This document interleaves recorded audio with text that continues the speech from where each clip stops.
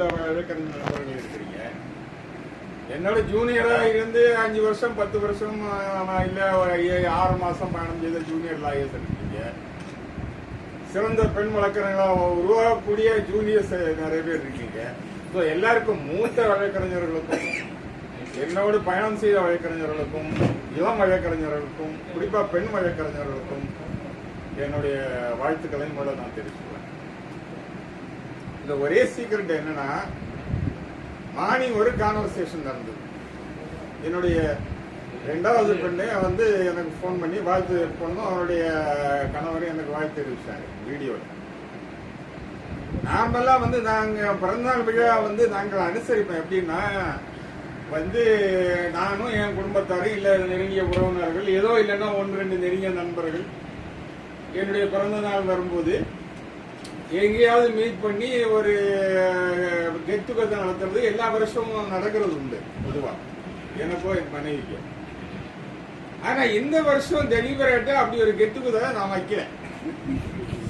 காலையிலே என்னுடைய 2வது மகள் போன் பண்ணி என்ன பிளான் பண்ணிருக்கீங்கன்னு கேட்டா, today I am going to be silent. அவங்களுக்கே ஆச்சரியம். நார்மலா I will be more active இந்த பர்த்டே. ஃபேஸ்புக்ல வாட்ஸ்அப்ல போறதை விட்டு எங்கேயாவது க்ளோஸ் ஃபேமிலி ஆளுங்கள்லாம் கூப்பிட்டு போவேன். இன்னைக்கு எதுவும் கிடையாது, ஐ ஆம் லையிங் லோன்னு சொல்லிட்டு வந்தேன். அப்படி சொல்லிட்டு அமைதியா உட்கார்ந்து வேலை தான் பார்த்துட்டு இருந்தேன். திடீர்னு அசோக்குமார் தான் போன் பண்ணாரு, இன்னைக்கு பர்த்டே அம்மா வரேன் சார். அதனால இப்படி ஒரு நிகழ்வு நடக்கும் என்று நான் எதிர்பார்க்கவில்லை. ஆனா 71வது வருடம் என்னுடைய பிறந்த நாள்ல பொதுப்படையா ஒரு நிகழ்ச்சி நடந்தது இன்னைக்குதான். அதனால உங்கள் அனைவருக்கும் அந்த சீக்கிரம். அதனால உங்கள் அனைவருக்கும் என்னுடைய இதயபூர்வமான வாழ்த்துக்கள். இதுல இந்த எல்லா போட்டோவும் இப்ப நான் அனுப்பிச்சிடுவேன். எங்க என்னோட டாட்டர்ஸ் காலையில இப்படி சொன்னேன். பொது வாழ்க்கையில நேர்மையா இருக்கிறவங்களுக்கு வேற மாதிரி லெசன்ஸ் எல்லாம் வரும், புரியுதுங்கன்னு சொல்ல போறேன். புரியுதா உங்களுக்கு? இப்ப நம்ம எல்லாம் மனம் திறந்து பொது வாழ்க்கையில இருக்கிறோம். அதனால பாராட்டு மழைகள் எங்கிருந்து எப்ப வரும்னு சொல்ல முடியாது. நம்ம எதிர்பார்க்கறது இல்லை. பாராட்டு மழைகளை நாம் எதிர்பார்த்து எந்த வேலையும் செய்வதில்லை. ஆனா நீங்க உண்மையிலேயே இந்த சமூகத்துக்கு உழைச்சீங்கன்னா இந்த சமுதாயம் என்றைக்காவது ஒரு நாள் உங்களுக்கான பலனை உங்களுக்கு கொடுக்கும். அதுதான் இன்னைக்கு நீங்கள் அதை கொடுத்துருக்கீங்க. அதனால உங்கள் அனைவருக்கும் இதை ஏற்பாடு செய்த என்னுடைய இளம் வழக்கறிஞர்களுக்கும் எல்லாருக்கும் என்னுடைய வாழ்த்துக்கள். ஒன்றுதான். 2வது நீங்க நிறைய இந்த ப்ரொஃபஷனை பத்தி சொன்னீங்க. நான் ப்ரொஃபஷனை பத்தி சொல்ல போறது இல்லை. ஏன்னா என்னுடைய ரீசன்ட் போஸ்டிங் எல்லாம் பாத்தீங்கன்னா காசாவை பத்தி நிறைய இருக்கும். Every minute I am checking what is happening in Gaza. அது தூங்கவே முடியல. அங்க நடக்கக்கூடிய இந்த மிகப்பெரிய மனித படுகொலைகள் மனித சமூகம் இவ்வளவு வளர்ந்தாலும் இவ்வளவு கொடூரமா மாறி இருக்க அப்படிங்கறத நமக்குள்ள சிந்திக்க தோணுது. ஒரு மனிதன் தோண்டி இப்ப பல லட்சம் ஆண்டுகள் சொல்றாங்க. நாகரிகம் தோண்டி 80,000 வருஷத்துல இருந்து அப்படியே இப்ப வருது. இவ்வளவு பெரிய மனித சமூக வளர்ச்சிக்கு இவ்வளவு பெரிய போராட்டங்களும் எல்லாம் தேவைப்பட்டது. ஆனா ஏதோ நம்ம கற்காலத்துக்கு திரும்பி போயிட்டு இருக்கோமோ ஒரு சூழ்நிலையில போயிட்டு இருக்கோம். அதனால நம்முடைய கொள்கை கோட்பாடுகள் ஒரு குறிப்பிட்ட கட்சி இல்ல ஒரு குறிப்பிட்ட மதம் அப்படி என்று இருக்கக்கூடிய காலகட்டத்திலே நம்ம இல்ல. இப்ப எல்லாத்தையும் கடந்து ஒண்ணு அவங்க அந்த காலத்துல சொன்னாங்க இல்லையா, அது அவங்க கடவுள்ங்கிறாங்க. நம்ம சொல்ல வேண்டிய என்னன்னா அன்பே தான் கடவுள்னு சொல்ல வேண்டிய சூழ்நிலையில் இருக்கும். கடவுள்னா என்னன்னா அன்புதான் கடவுள். இப்ப மனித இனம் மட்டும் உயிர் வாழ்ந்தால் போதா இப்ப இருக்கிறது இல்ல. நீங்க மனிதன் நம்ம எல்லாரும் ஹியூமன் பேசிட்டு இருக்கோம். மனிதன் வாழனா நீங்க எல்லா உயிரினங்களையும் பாதுகாத்தாகணும். நீங்க இயற்கையை பாதுகாத்தாகணும். அந்த நம்முடைய தாட் ப்ராசஸ், நம்முடைய செயல்பாடுகள், நம்முடைய போராட்டங்கள் எல்லாமே மனித இனத்தை பாதுகாக்கிறது, அனைத்து உயிரினங்களையும் பாதுகாக்கிறது, இயற்கையை பாதுகாக்கிறது என்ற ஒரு அகண்ட பார்வையில போக வேண்டும் என்று நான் நினைக்கிறேன். இதுதான் இந்த 40 வருட அரசியல் சமூக போராட்டங்களில் நான் தற்போது கற்றுக்கொண்ட பாடம். 40 வருஷம் தொடர்ந்து இங்க இருக்கிற எல்லாருமே இருக்கிறோம். என்னோட பயணித்த எல்லாருமே இது இப்ப இருக்கிறதுலே ரொம்ப சீனியர் மோஸ்ட் அவர் தான் பயணித்தவர். அதுக்கடுத்து ராதாகிருஷ்ணன், அப்புறம் வந்து சத்யச்சந்திரன், அப்புறம் மத்த எல்லா ஜூனியர்ஸ். இப்ப 40 வருஷத்துல வந்து நாங்க வந்து 44 இயர்ஸ் நான் என்ரோல் பண்ணி 44 வருஷத்துல வந்து நீதிமன்றத்தில் நடைபெறக்கூடிய வழக்கு அதுக்கான செயல்பாடுகள் வந்து ஒரு குறிப்பிட்ட இதுதான். அது வந்து அந்த டைம் வந்து 25% தான். நீதிமன்ற பணி என்பது என்னை போன்றவர்களுக்கு நம்மை போன்றவர்களுக்கு ஒரு 25% தான் நீதிமன்றத்தில் அந்த டைம் ஒதுக்கிடணும். மீதி 50% வந்து 25% நம்முடைய வாழ்க்கையா இருக்கலாம். அன்றாட வாழ்க்கை 50% time is spent in only our socio-political work. என்னுடைய வந்து அரசியல் பிரிவினை பாத்தீங்கன்னா உங்களுக்கு கொஞ்சம் ஆச்சரியமா இருக்கும். நான் வந்து 75ல யூத் காங்கிரஸ் டிஸ்ட்ரிக்ட் செக்ரட்டரி. என்னுடைய பேசி என்ன கன்னியாகுமரி மாவட்டத்தில் எல்லாம் காங்கிரஸ் காரங்க தான் அதிகமா இருந்தாங்க. நான் பிறந்து வந்த காலகட்டத்தில் அது முழுமையா காங்கிரஸ் இயக்கத்தை சார்ந்த ஒரு மாவட்டம் கன்னியாகுமரி மாவட்டம். அதனால ஆட்டோமேட்டிக்கா நாங்க வந்து யூத் காங்கிரஸ் தான்.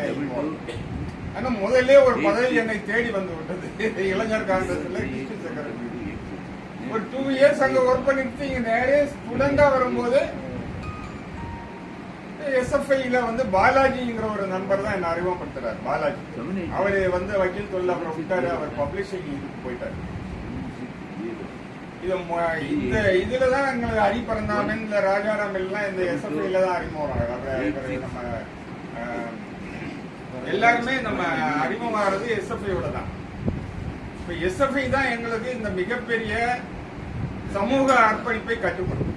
மாணவர் பருவத்தில் நீங்க வந்து முற்போக்கான அரசியல்ல வந்தீங்கன்னா அது எந்த இயக்கமா இருக்கலாம், இடதுசாரி இயக்கங்கள எந்த இயக்கத்தோட நீங்க மாணவர் பருவத்தில் தொடர்பு வச்சாலும் அது நீங்கள் வந்து உங்களுடைய வாழ்க்கையை முடிக்கிற வரைக்கும் அந்த தொடர்பு மாறாது. அந்த கன்விக்ஷனும் அப்படியே தான் இருக்கும், வளரும்.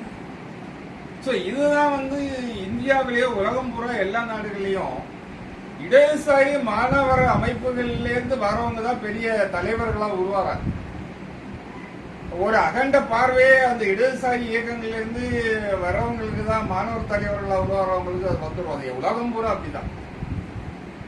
அதனாலே இந்த இடதுசாரி இயக்கத்தில் மாணவர் பருவத்திலிருந்தே நாங்கள் லா காலேஜ் படிக்கும் போதே ஈடுபட்டதுனால தான் பல்வேறு விஷயங்களை செய்ய முடிஞ்சது.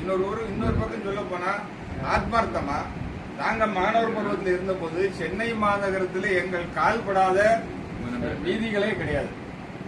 பல்வேறு அரசியல் போராட்டங்களுக்கு இயக்கங்களுக்கு நாங்கெல்லாம் ஒன்றில்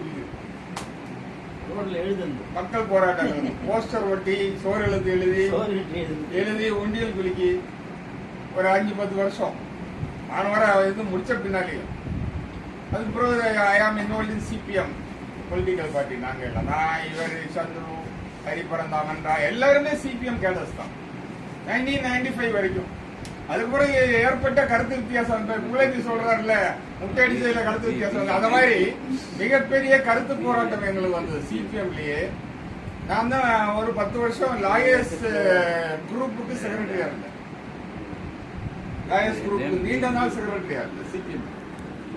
அது ஈழ பிரச்சனை சம்பந்தமாக தான் மிகப்பெரிய விவாதமும் கருத்து வித்தியாசமும் வந்து எல்லாருமே வந்து அப்புறம் ரினீவ் பண்ணது. அதோட வந்து ஒரு பார்ட்டி ஆர்கனைசேஷன் தொடர்பு எங்களுக்கு நடந்தாலும் நாங்க வேற எந்த கட்சிக்கும் போகல, கட்சி சாவல் போகல. அது நம்ம போக முடியாது. நமக்கு இருக்கிற கன்விக்ஷன்ல ஒரு கட்சியை விட்டு இன்னொரு கட்சிக்கு தான் முடியாது. ஏன்னா we have the ideology of Marxist ideology. அதனால அதுக்கு பின்னால்தான் வந்து இப்ப சத்யச்சந்திரன் ரத்னமாரி அவருடைய தொடர்பு வருது. நான் அந்த சிபிஎம் ஆர்கனைசேஷன் இதை கட் பண்ண பின்னால தொடர்பு வந்ததுதான் இந்த lawyers centre for human rights ஆரம்பிச்சு இந்த தலித் மக்களுடைய பல்வேறு பிரச்சனைகளுக்காக, அது நிறைய பிரச்சனைகள் இருக்கு, தொடர்ந்து செயல்படும். அது ஃபர்ஸ்ட்ல ஃபிஷர்மேன் ஸ்ட்ரகிள் ஆனாலும் சரி, இல்ல லா காலேஜ்ல வந்து ஹாஸ்டல்ல வந்து மிகப்பெரிய போலீஸ் தாக்குதல் நடந்தது. அதுல பக்தவத்சலம் கமிஷனர் என்கொயரி அதுல அப்பியர் ஆகி அவங்களுக்கு எல்லாம் ரிலீஃப் வாங்கி கொடுத்து அது ரஜினிகாந்த் எல்லாரும் மேலே ஒரு 20 வழக்கு மேல இருந்து எல்லா வழக்கையும் நம்ம இல்லாத வாங்கிட்டோம். அதன் பின்னால்தான் அதுக்கு முன்னால்தான் இந்த ஆமா சண்முகம் அதுக்கு முன்னாலதான் அந்த இது நம்ம மேல கேஸ். அதன் பின்னால வந்து லா காலேஜ் அக்கரன்ஸ் வருது. அதுல சண்முகம் கமிஷனா என்கொயரி, அவங்க பெயில், அவங்க ட்ரையல், அப்புறம் தர்மபுரி மேட்டர் வருது, இல்ல பரமக்குடி வருது. அதுக்கெல்லாம் அவங்க கண்ணகி முருகேசன் அவங்க நடத்துறாங்க. நிறைய தலித் மக்களுடைய நடந்த அந்த தாக்குதல் சம்பந்தமாக எவ்வளவோ விஷயங்கள் நம்ம பண்றோம். இப்ப இவங்க எல்லாம் சொன்ன மாதிரி இந்த நம்ம உயர் நீதிமன்றத்தில் ஒரு ப்ரோக்ரஸிவ் லாயர்ஸ்ங்கிற முறையில் ராவன் ரெட்டி, அது நீண்ட பாரம்பரியம் கொண்ட ஒன்று. அப்புறம் 134, அப்புறம் சத்யசித்தன் ரத்தனம் ஆபீஸ், இதன மாதிரி விரல் விட்டு எண்ணக்கூடிய அலுவலகங்கள் முன்னதாக ஹரிபரந்தாமன் சந்துரு எல்லாம் இருந்தாங்க. சோ இந்த அலுவலகங்கள் தான் வந்து ஓரளவு போராட்ட உணர்வுள்ள கொஞ்சம் விஷுவலா திங்க் பண்ணக்கூடிய வழக்கறிஞர்களை உருவாக்கக்கூடிய இடம். அது நீங்களும் வந்திருக்கீங்க. உங்கள் அனைவருக்கும் வாழ்த்துக்கள். நீங்க உங்களுக்கு ஒரு நல்ல ஆப்பர்ச்சுனிட்டி. நீங்க இன்னைக்கு பணிபுரியக்கூடிய உங்களுடைய இந்த லாயர்ஸ் ராஜகுரு, அசோக்குமார், புகழேந்தி, ஏழுமலை, இந்த மற்ற லாயர்ஸோட உங்களுடைய பார்வையை விசாலப்படுத்திக்கணும். அதனால நான் சொல்றேன், நமக்கு எல்லாம் உலக பார்வை வேணும். உலக பார்வையோடு நாம் செயல்பட்டாதான் வந்து நீங்க மிகப்பெரிய சிறந்த வழக்கறிஞர்களாகவும் நாளைக்கு நீங்க வந்து சிறந்த அரசியல் தலைவர்களாகவும் ஆக முடியும். மோகனநீதி போன்றவர்கள் இல்ல மற்ற எல்லாருமே. நான் என்ன சொல்றேன், வழக்கறிஞர்களுக்கு சொன்னாங்க இல்லையா, எனக்கு ஒரு டிஸ்டிங்க்ட் கேரக்டர் இருக்கு. அந்த கேரக்டர் எனக்கு இன்னைக்கு தான் புரியுது. நீங்க எல்லாம் சொன்ன போகும் இப்படி ஒரு கேரக்டர் நமக்கு இருக்கு அப்படின்னு எனக்கு தெரியல. நான் கேஷுவலா என் வேலையை பார்த்துருக்கேன். என்னுடைய கேரக்டர் இதுதான்னு நீங்க சொல்லி எனக்கு புரியுது. அதே மாதிரி every lawyer has his R her own distinct character. நான் எல்லாருக்கும் சொல்றது அதுதான். ஒவ்வொருத்தருக்குமே இந்த தொழில ஷைன் பண்ணக்கூடிய ஆப்பர்ச்சுனிட்டி உண்டு. எப்பன்னா நீங்களா இருக்கணும். யாரையும் பார்த்து காப்பி அடிக்காம நீங்க அன்றாடம் வந்து உங்களுடைய தொழில நீங்க கவனம் செலுத்தி உங்களுடைய டாக்டரிங் ஸ்கில்லு, உங்களுடைய ரெப்ரசன்டேஷன் ஸ்கில்லு எல்லாத்தையும் நீங்களா சுயமா வளர்த்துக்கணும். அதுக்கு வந்து நீங்க நீதிமன்றத்துல வந்து அந்த அன்றாட அந்த வந்து கேஸுக்கு போறீங்க இல்லையா, அப்போ ஒவ்வொரு நீதிபதியுடைய அணுகுமுறையும் ஒன்னா இருக்கும், ஒவ்வொரு நீதிமன்றத்துடைய அணுகுமுறையும் ஒன்னா இருக்கும். எல்லாத்தையும் நம்ம அப்சர்வ் பண்ணி அதுல இருந்து வளரும். அப்படிதான் நம்ம வளர்றோம். இப்ப கூட சில கேசஸுக்கு நம்ம போய் ஒரு ஆர்டர் வாங்கன்னா மணிக்கணக்கில் காத்து கிடக்கிறோம், சில வேலை நாள் கணக்கில் காத்து கிடக்கிறோம். அது இந்த தொழில அன்னவாயிடும். சில நேரங்கள்ல நம்ம வந்து அடித்து பேச வேண்டும், ஆணித்தரமாக பேச வேண்டும். சில நேரங்கள்ல தூங்கிக் கொண்டே இருக்க வேண்டும். இதான் இந்த தொழில். தூங்கிக் கொண்டே இருக்கும் போதும் நம்முடைய மனம் வேலை செய்யணும். அங்க எல்லாம் சொல்றீங்க இல்லையா, as a criminal side trial lawyer, I will never have a deep sleep in any point of time. அதுதான் அந்த சீக்ரெட். 44 வருஷமா ஒரு ஆழ்ந்த தூக்கம் என்பது எனக்கு எந்ததாக தெரியவில்லை. ஏன்னா ஒரு கேஸ் எடுத்தீங்கன்னா அந்த கேஸினுடைய இந்த இருக்குல்ல, எவரி இன்ச், எவரி வேர்டு, அது எவரி பேஜ், இந்த ஒவ்வொரு கேஸினுடைய ஒவ்வொரு டாக்குமெண்ட்ஸினுடைய எவரி பேஜ் நம்ம மைண்ட்ல ஏறணும், எவரி லைன் மைண்ட்ல இருக்கணும், எவரி வேர்டு மைண்ட்ல இருக்கணும். அப்பதான் நீங்க வந்து ஒரு கிராஸ் ஒரு வார்த்தை போடனா கூட 1000 தடவை சிந்திக்கணும். நம்ம பண்ற கிராஸ் எக்ஸாமினேஷன்ல ராங் ஆன்சர்ங்கிறது வரவே கூடாது. அது என்னுடைய 44 வருஷத்துல நான் எத்தனையோ வழக்குகள்ல எவ்வளவோ பேரை கிராஸ் பண்ணிருக்கேன். என்னையுமே ஒரு ராங் ஆன்சர் வந்ததாக இல்லை. அதுதான் வந்து ஒரு கிரிமினல் சைட்ல ட்ரையல் லாயர் கத்துக்கிற முதல் விஷயம். நம்ம வந்து தவறான ஒரு கேள்வியை கேட்டு தவறான ஒரு ஆன்சரை வாங்கக்கூடாது. And you have to grasp each document in your mind.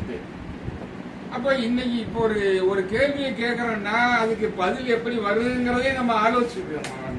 Maximum வந்து சாதகமான பதில வாங்கக்கூடிய திறமையில வளர்த்துக்கிட்டீங்கன்னா நீங்க எல்லாம் திறமையான வழக்கறிஞர்களாக மாறுவீர்கள். அதுல எந்த சந்தேகமும் இல்லை. சமூக அக்கறையோடு செயல்படுங்கள். நாம் எதிர்பார்க்கக்கூடிய இந்த சமூகம் மிக வந்து வயலன்ஸ் நிறைஞ்சதா மாறிட்டு வருது. அதுதான் காசாவுடைய பாடம் நமக்கு போட்டுகிறது. மனித உயிர்களுக்கு எந்த மதிப்பும் இல்லை, ப்ராப்பர்ட்டிஸுக்கு மதிப்பு இல்லை, மற்ற உயிரினங்களுக்கு மதிப்பு இல்லை. இப்ப இதெல்லாம் எதிர்த்து நிக்கணும்னா நிச்சயமா நீங்கள்லாம் மிகப்பெரிய சமூக தலைவர்களாக மாற வேண்டும் என்று கூறி இந்த நிகழ்ச்சியை ஏற்பாடு செய்து கலந்து கொண்டது எல்லாருக்கும் நன்றி.